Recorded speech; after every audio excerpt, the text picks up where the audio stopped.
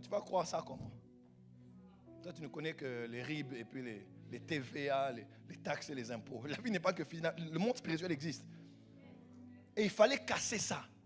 Aujourd'hui, toute chose négative qui est dans ta maison, que l'on t'a donné lors d'un mariage, un cadeau, tu allais en tourisme, un bois, un tableau, quelque chose qu'on t'a donné, qui est une porte d'entrée par laquelle les esprits entrent. Il y a des choses que tu dois localiser et mettre hors de la maison. On peut prier pour ça, mais il y a des choses qui sont des interdits. Elles ne doivent pas être chez toi dans ta maison. C'est ainsi que des fois, vous avez une maison, vous n'avez rien dans la maison, mais les gens rêvent qu'il y a la fête à la maison, les gens rêvent qu'il y a des voitures dans le parking. On dit, mais c'est quoi ça, papa? Ne regarde pas la maison visible. Les hommes invisibles ont vu le futur, ou bien ont vu ce que Dieu a déjà donné dans le monde invisible.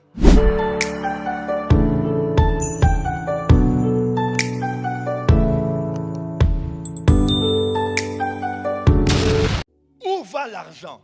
Ils ont dit, il faut un voyant, il faut un prophète. Moi, j'arrive là, maintenant, je fais tout ce que je fais. Je dis, le miroir. Je prends le miroir. Le papa a peur parce que c'était un cadeau, il m'a expliqué ça après. J'ai pris le miroir.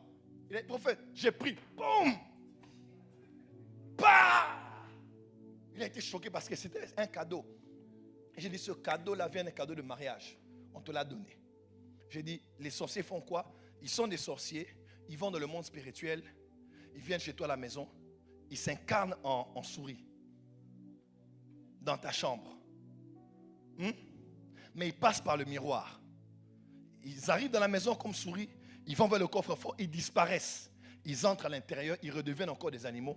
Ils mangent ça spirituellement. Ils sortent et ils repassent par le miroir. Toi, tu vas croire ça comment?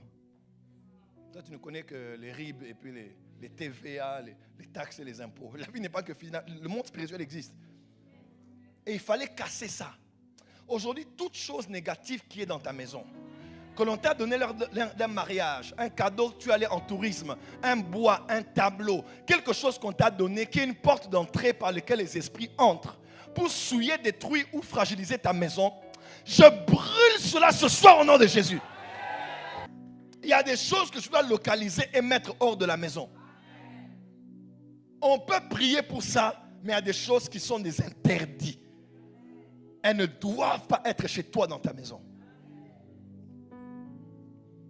N'oubliez pas, sur la terre, il y a la maison invisible et la maison visible. Ma prière est que quand tu dors dorénavant, que tu vois ta maison comme un château.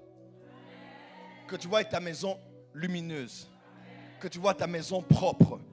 Que tu vois ta maison dans laquelle il y a de l'harmonie.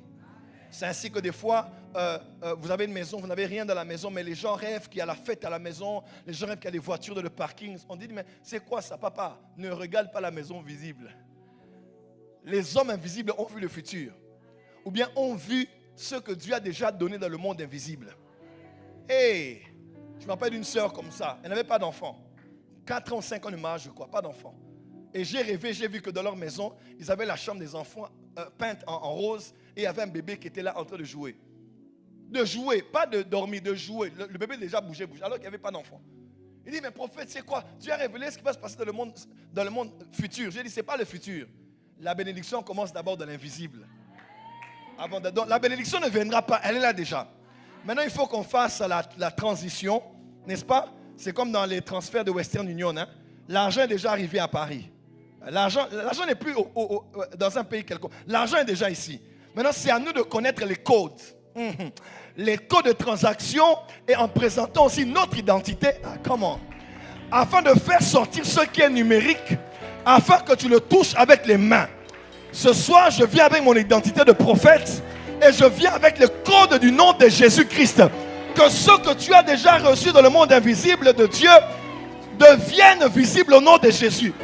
Que ta voiture devienne visible. Amen. Ton mariage devienne visible. Amen. Ta promotion devienne visible. Amen. Ta santé devienne visible. Amen. Ton enfant devienne visible. Amen. Ta voiture devienne visible. Amen. Ta voiture devienne visible. Amen. Ta voiture devienne visible. Amen. C'est de ton mari visible. Amen. De ta femme visible. Amen. Des enfants visibles. Amen. Des appartements visibles. Amen. Que tout ce que tu as en esprit devienne matériel. Amen. Au nom de... La première des choses qu'il faut savoir comme caractéristique de la terre, Première des choses essentielles à savoir, mes frères et sœurs, c'est que la terre est un mystère. La terre est plus que ce qu'on pense. La terre est au-delà de ce que l'on pense en termes de commander à la terre. La terre enregistre, a une mémoire. Toutes ces choses sont fortes, sont vraies. Mais ce que je vous dis est la plus importante et la plus cruciale. La terre est un mystère. Rappelez-vous, Dieu a amassé les eaux dans certaines régions. Il a ordonné au sec de paraître, ou bien qu'on appelle aussi la terre. Il y a eu ainsi la terre ferme qu'on appelle le sol ou le sec. Et de l'autre côté, il y a eu des amas d'eau qu'on appelle aujourd'hui généralement les mers ou les océans. Quelqu'un est avec moi? Mais n'oubliez pas que la terre ou le sec sort de l'eau. Dis avec moi l'eau et la terre. Quand Dieu a commencé l'œuvre de la création, Dieu a parlé à deux entités particulières. Il a voulu créer les poissons, il a voulu créer les oiseaux. Qu'est-ce que Dieu a fait? Dieu a parlé aux eaux. Même pour les oiseaux. Il a parlé aux eaux. Il a ordonné aux eaux. Et les êtres qui vivent dans les eaux ont été créés. Et qui volent dans les airs ont été créés. Dieu ne les a pas créés. Il les a créés, mais en ordonnant à une entité qu'on appelle eau de pouvoir produire cela. Quelqu'un est avec moi? J'ai demandé le verset. Il a ordonné aux eaux de pouvoir produire cela. Verset 20. Dieu dit que les eaux produisent en abondance des animaux vivants et que les oiseaux volent sur la terre. Il a ordonné que les eaux produisent les oiseaux, que les eaux produisent les animaux vivants. Dieu a-t-il créé les poissons et les oiseaux? Oui. Mais il les a créés par une entité qu'on appelait eau. Aussi, Dieu veut créer quoi? Il veut créer les animaux. Il veut créer les reptiles, les animaux terrestres, toutes leurs espèces. Dieu parle à la terre. Dieu ne dit pas que les animaux paraissent. Non. Dieu parle à la terre de produire les animaux. En d'autres termes, Dieu, le Dieu qui a créé Père, Fils et Saint-Esprit, a créé en accord avec la terre, a créé en accord avec les eaux. Et de manière étrange, au verset 26, puis Dieu dit, faisons l'homme à notre image et à notre ressemblance. La théologie protestante et évangélique nous a instruit que lorsque Dieu disait faisons l'homme, il parlait au Père, Fils, Saint-Esprit. Ce n'était pas un nous majestueux. C'était la Trinité qui se parlait comme ils ont aussi dit, maintenant que l'homme est devenu comme nous, comme ils ont aussi dit dans Genèse chapitre 11, descendons et faisons quoi? Confondons leur langage. Que dans le verset 26 du chapitre 1, Dieu parlait seulement au Père, au Fils et au Saint-Esprit. Moi, j'ai eu une autre lumière sur ce verset. Quand Dieu dit faisons l'homme à notre image, à notre ressemblance, il n'y a pas que le Père, le Fils et le Saint-Esprit qui parlaient. Le Père, le Fils et le Saint-Esprit parlaient en associant l'eau et la terre.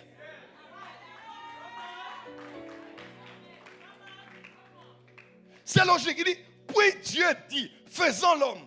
Après avoir parlé à qui? Après avoir parlé à la terre. Après avoir parlé à qui? Après avoir parlé aux eaux. Comment? Puis après cela, il dit, faisons l'homme. Il parle à qui? Il parle à la terre et il parle aux eaux. Qui parle? Père, Fils, Saint-Esprit. Co-éternel, co-créateur. Est-ce que les eaux sont des créateurs? Non. Est-ce que la terre est créateur? Non. L'eau et la terre sont des assistants de la création. Sont des entités qui ont assisté à la création, qui ont participé à la création. Voilà pourquoi, quand Dieu a voulu former l'homme, il n'a pas créé l'homme par la parole. Il a pris une salopette à la place de son vêtement de fin lin. Il a retroussé ses manches. Il est allé à la terre. Il a formé l'homme de la poussière de la terre. Et cette terre venait des eaux. Voilà pourquoi l'homme qui est devenu une âme vivante n'avait pas que le corps, l'âme et l'esprit, mais il avait aussi de l'eau en lui. Pourquoi? Parce que Dieu a utilisé l'eau et la terre pour le créer.